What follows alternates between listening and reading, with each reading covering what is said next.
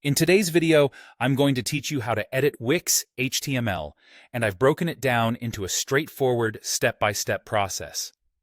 Whether you're updating styles or tweaking some JavaScript, these steps will help you navigate the Wix editor with ease.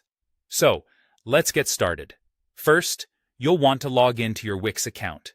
If you've forgotten your password, there's always an option to reset it, so don't worry. Once you're in, head directly to your site's dashboard. You're looking at the central hub that holds all your essential tools and options for managing your site. Here, you can create posts, manage SEO settings, view site analytics, and much more. But for today, our focus is solely on editing. Now that you're in the dashboard, the next step is to click on Design Site. This button will take you straight to the Wix website editor. This is where all the magic happens.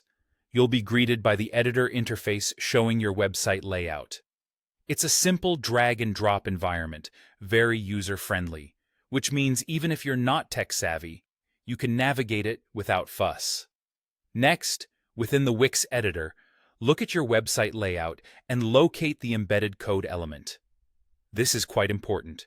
If you have previously added any custom HTML, CSS, or JavaScript to your site, it's typically housed within this embedded code element. Click on it to bring up options related to this element. With the embedded code element selected, you'll see an Edit Code option. This is your gateway to making modifications. By clicking on this, you gain access to the HTML, CSS, or JavaScript that you may wish to update. This is highly customizable, so feel free to make your necessary changes. Whether you're refining some CSS rules for better styling or adding some JavaScript to enhance interactivity, this is where you get it done.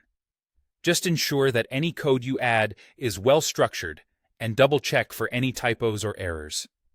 Having made your desired updates, it's crucial to follow through by clicking on the Update button. This not only saves your changes, but also incorporates them into the live version of your site.